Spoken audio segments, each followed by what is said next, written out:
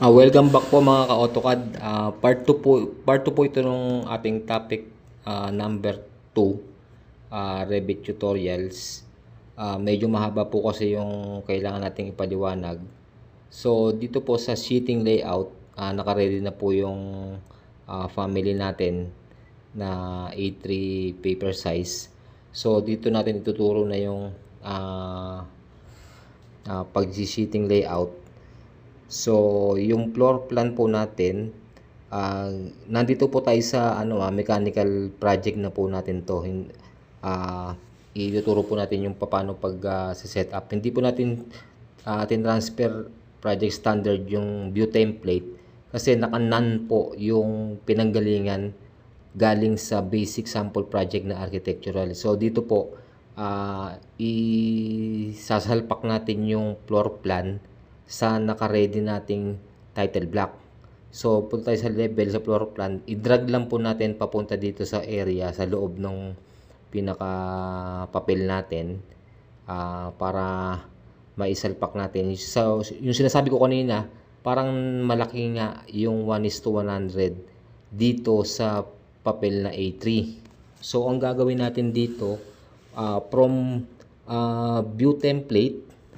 So, gagawa tayo, magdo-duplicate tayo ng view template para mai-adjust natin yung scale. So dito ang pinaka diskarte ko dito is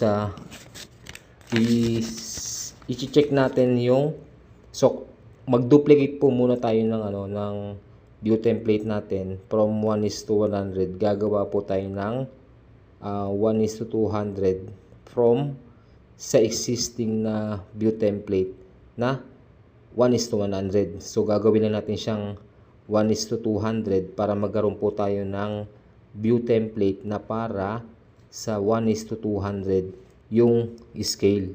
Pero lahat po ng properties dun sa pinanggalingan, maa-adapt niya po kasi nag-duplicate lang tayo galing dun sa existing na view template na 1:200. So palitan natin, ayaw i-accept yung special character dito sa pag-duplicate natin sa pag-rename.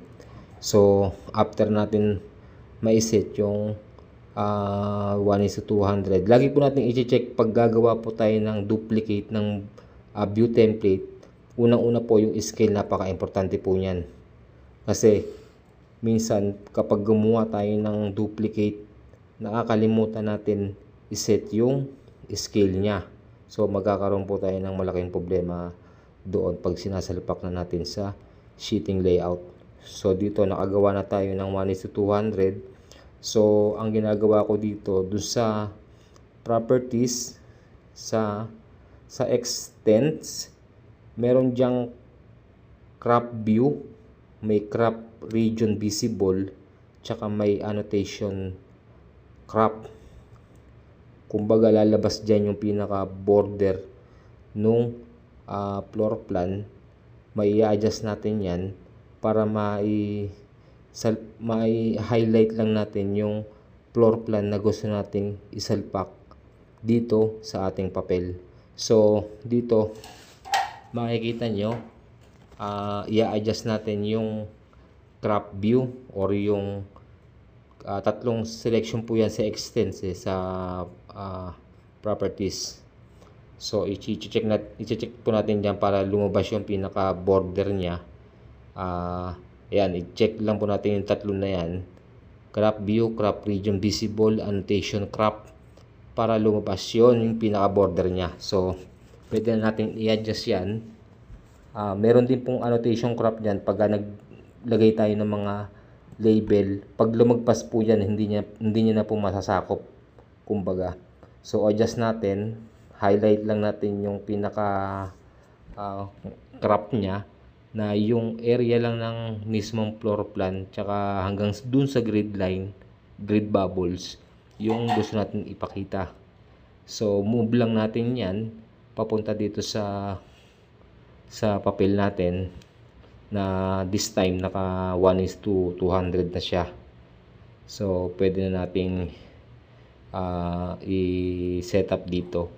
Sa estimate ko sa tansya ko, magkakasya na siya dito sa papel natin. So balik tayo dito sa extend, sa crop view, crop region visible, and then annotation crop. So mapapansin nyo, mag-fit na siya dun sa papel na naka